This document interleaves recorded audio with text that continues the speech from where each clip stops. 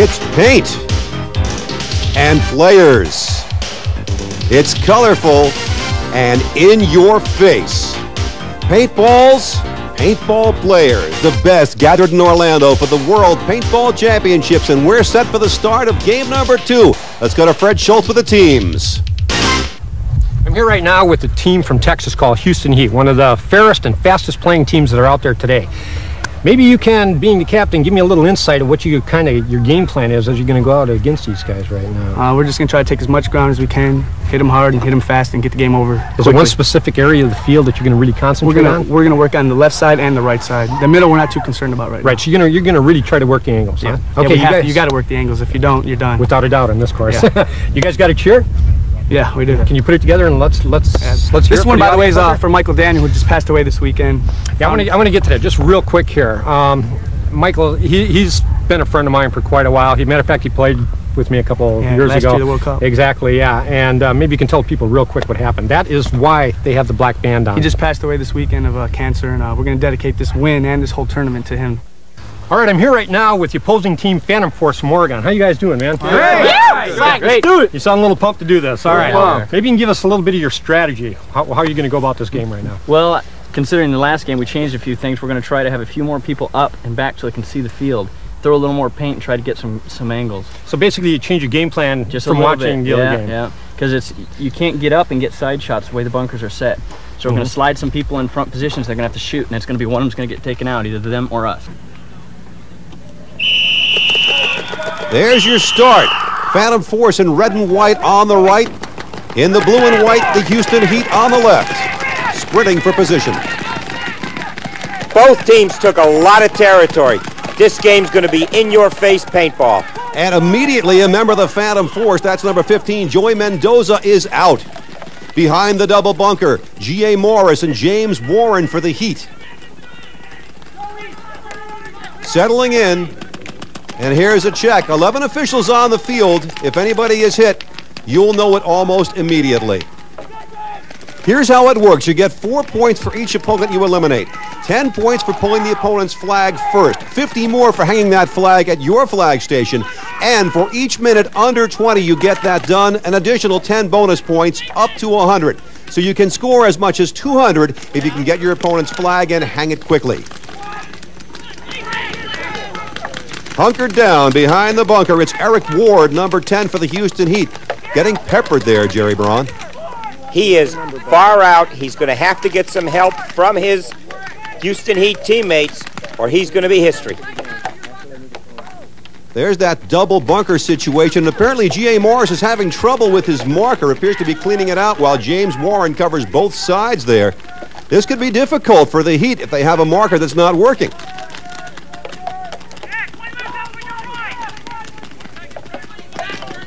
Let's take a look at the positioning now, Jerry, as the Heat up by one man, a 4-0 score over the Phantom Force. The Heat have a good defensive position, but they have one man way up close to the middle. And he's out. There's Eric Ward out of there. He didn't get close and safe, apparently, so that ties the score at 4-4. The field is 500 feet long, 200 feet wide, and divided into quarters.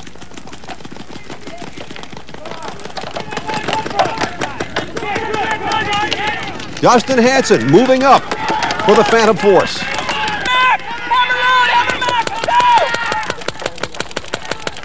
That's Dan Bonebray shouting instructions to his teammates. Communication is very important, Jerry. And these teams are both movers. They're not going to sit there. They're going to try and make it happen. And under those circumstances, communication is crucial, John. Let's go to the sidelines with Fred Schultz. What happened out there, man? Well, I overcommitted to bunker. The next bunker out, that was my secondary move. I went off the back because I saw I could take the ground. When I got in, I got it heavy from their left, our left, their right. I see you're eliminated in the shoulder. Did you get it going into the bunker or after you? No, I was in there for a good 2 or 3 minutes. You already sat? Yeah, I was loading a pod, came around, tried to come around the left side. Heat Captain Steve Rabikoff barking instructions. Careful! You see an official moving behind Steve. Here is another giving a paint check to Hunter Lewis of the Heat. He checks out clean.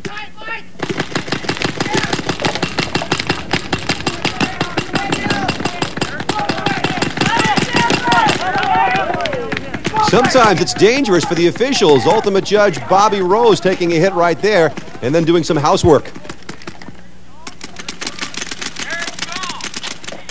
There's David Mitch of the Phantom Force taking a good look.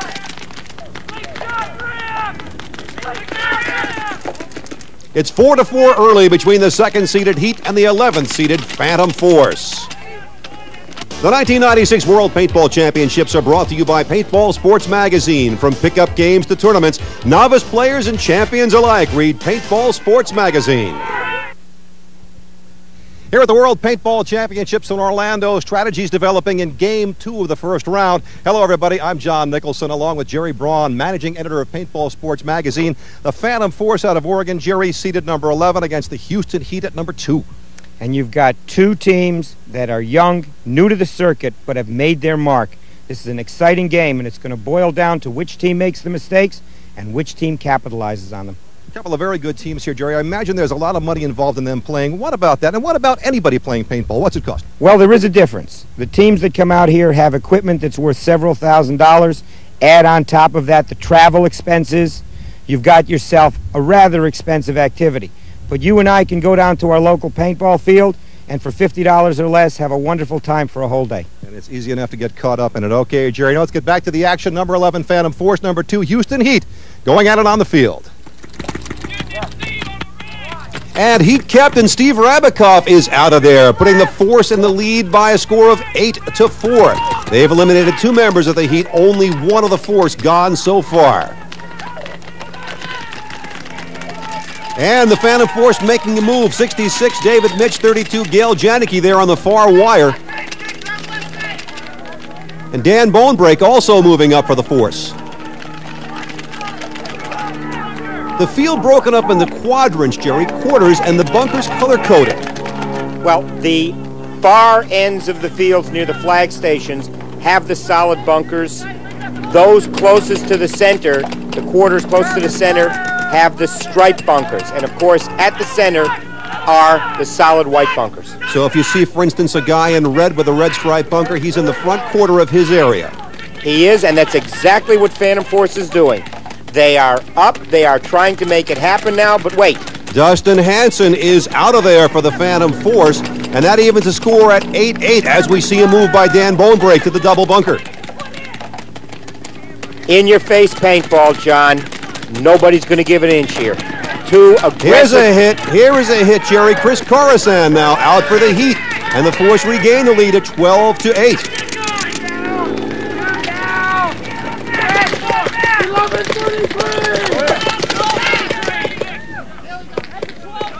Behind that double bunker, G.A. Morris and James Warren of the Heat. Morris still trying to get his marker to work for him.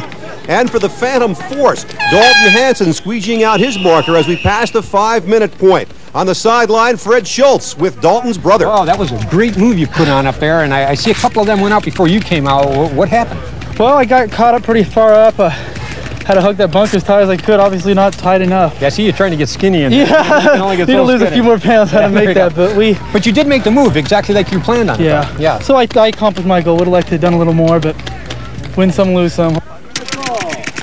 And back on the field again, we've just passed the 5-minute horn, under 15 minutes to go, and that means the 4 halfbacks can cross midfield along with the 3 forwards. At the 10-minute mark, everybody is allowed to cross midfield. The object again is to get your opponent's flag and hang it in your flag station, as well as eliminating all your opponents and doing it all as fast as possible. For every minute under 20 you get it done, the flag hung in your flag station, you get 10 bonus points.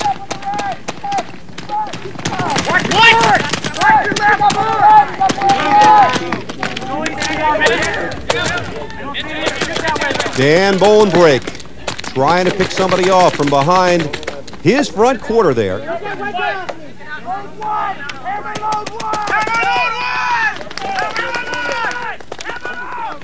You can hear the communication as we take a look at Coke Captain Randy Wood of the Phantom Force standing in the back of his area.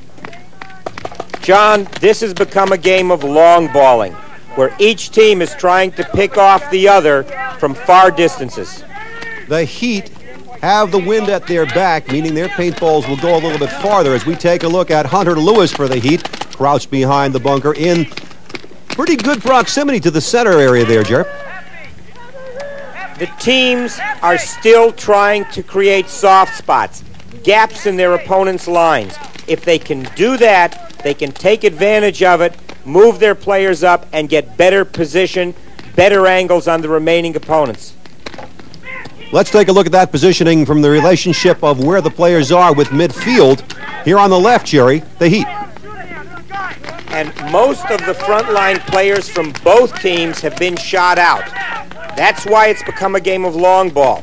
But for a team to get opportunities for an offensive play, they have to move people in. Phantom Force leads at 12-8 here in Game 2 of the World Paintball Championships. A long way to go as we take a look at Dalton Hanson of the Phantom Force. On the opposite side of the field, both men, James Warren and G.A. Morris, now working on Morris's marker, which has had trouble with the entire contest. One of these teams will win and move on to the second round. The other will go home. And at this point in the contest, it is still anybody's game, even though the Phantom Force has a small lead. Let's take a look at that positioning, Jerry, and see why it is the way it is. Each team has had their front line men eliminated. They still have a strong defensive position, as we see on the Phantom Force side of the field. Same thing holds true on the Houston Heat side. What's it like behind those bunkers? Fred took a look before the game began. You've heard us talk about the bunkers. What do you say we take a walk out there and stand behind one of these to see exactly what a player is going to feel like when he's out there?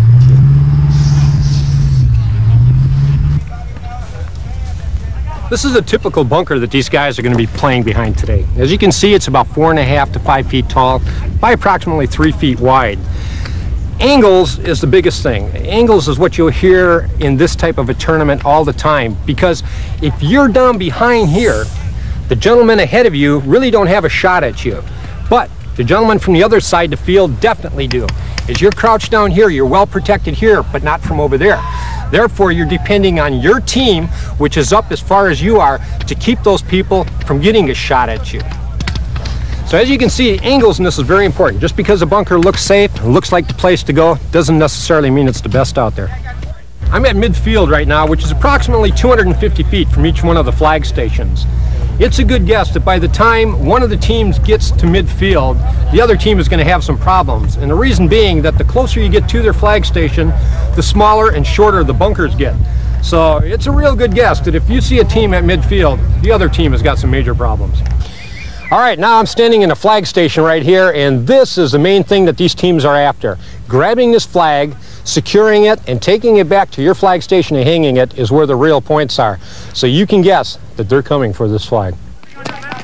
But they're not coming just yet as Morris and Warren of the Heat continue to work behind that double bunker.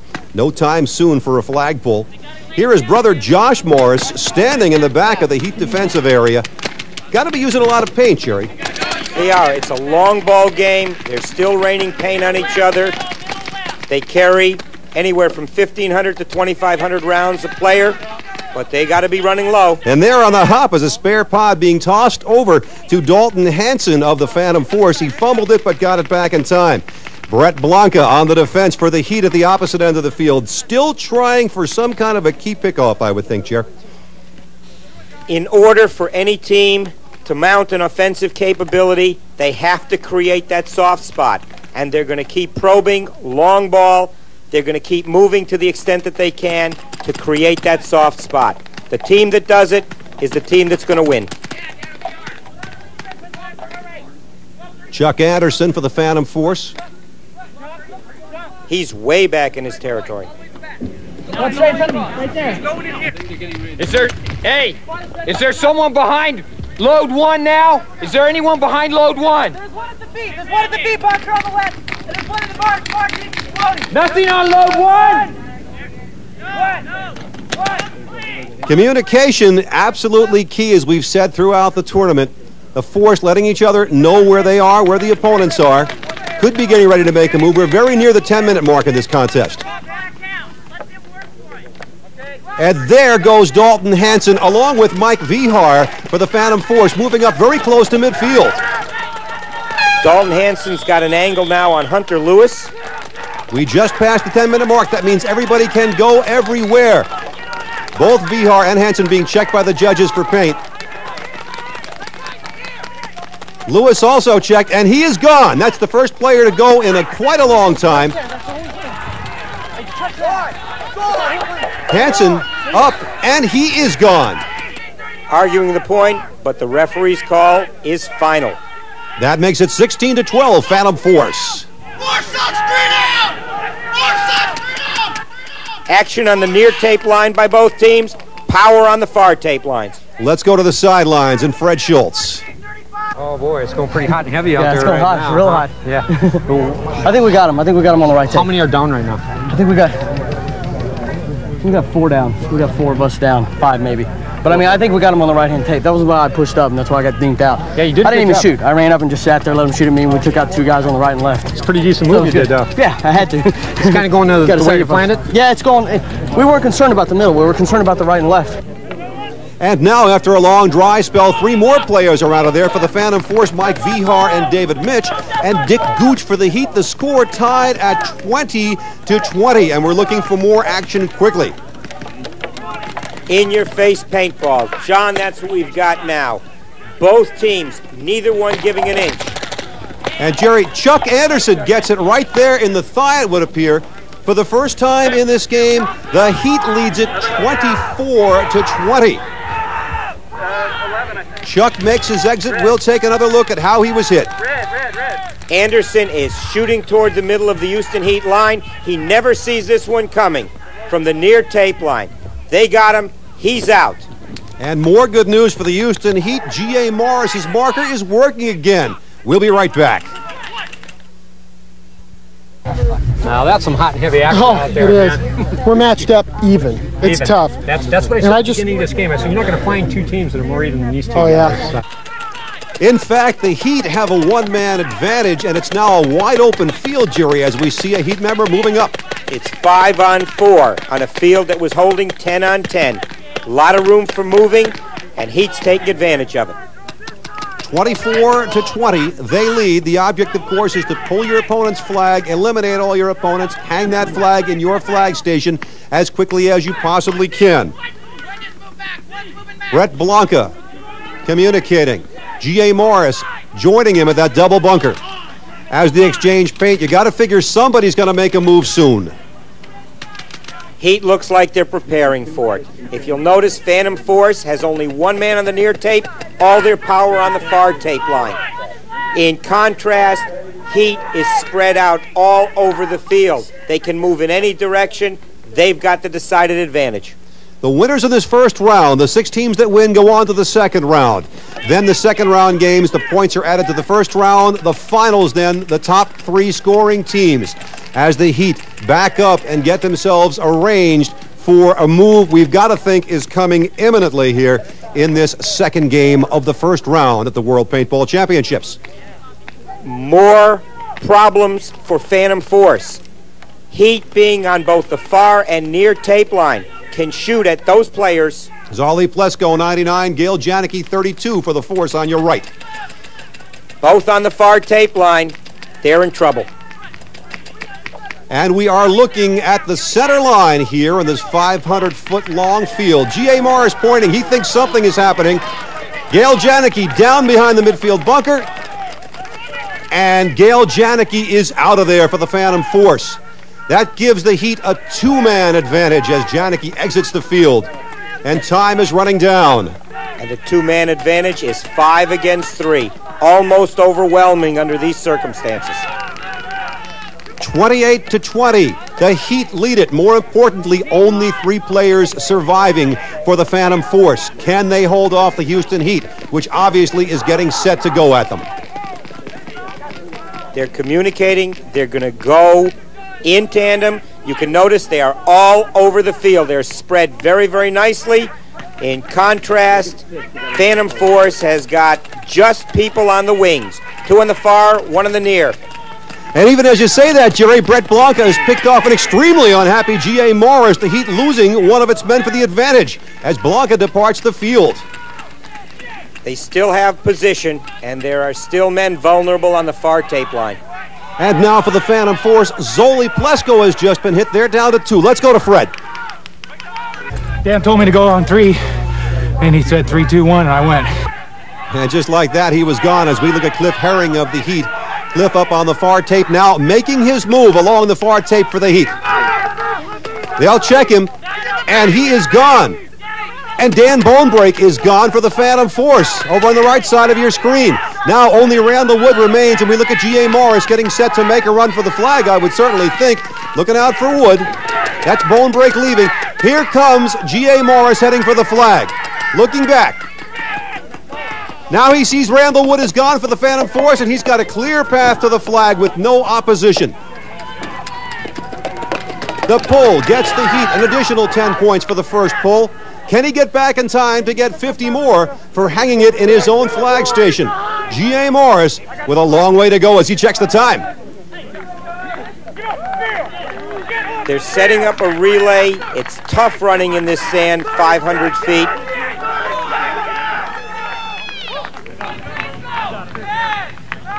Here they come. James Warren with the flag now, who spent all that time in the bunker with Morris. Here he comes. He crosses the plane. That's 50 more for the Heat. Plus 40 more points, 10 points for each minute left before the 20-minute mark. They check him for paint. He's okay, and that's going to hold up. The Heat get the victory, and a tough victory it was. We will be right back.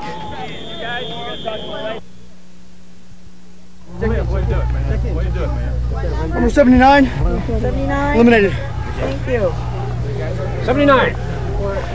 Terrific job out there. Terrific job, Thanks, man. thanks. Great job. Appreciate it. Yeah, that was an awesome move you made at the end. Exactly. Why did you make that type of move now? Well, to be honest, I had a lot of help from the guys on the sidelines. You did. They were letting me know that they had 3 on the left, 1 guy deep on the right who was really holding us up. The guy made a move up front. I stitched him, he was gone. That left 2, 1 at the V, 1 inside, we popped him. I made a move for the guy on the V. He's got 2 choices, shoot at them or shoot at me. He shot at me. They did him, game's over, we won it. Excellent. Terrific job. That was for Michael. That was. Good man. I appreciate it. Thanks a lot. With 3 Heat moving at all lines of the field, Randall Wood had no chance. While he was concentrating on G.A. Morris in the bunker on the near tape line, he got popped by one of the Heat players coming down that line. G.A. Morris had a clean sweep of the flag. And a win for the Houston Heat. The 1996 World Paintball Championships have been brought to you by Westgate Resort. Over 1,000 suites in the Orlando area, minutes away from all area attractions. And by Paintball Sports Magazine, game sites, stores, equipment, special events, the first and last word in paintball all over the world. So the Houston Heat with a 140-28 victory over the Phantom Force, moving on to the second round and joining the Turtles. Our next game features the third-seeded All-Americans against, from Britain, the Banzai Bandits, seeded number 10. Which one of them will move ahead and go for this trophy? We'll find out. For now, for Fred Schultz and Jerry Braun, I'm John Nicholson. Thanks for joining us, and we'll see you next time.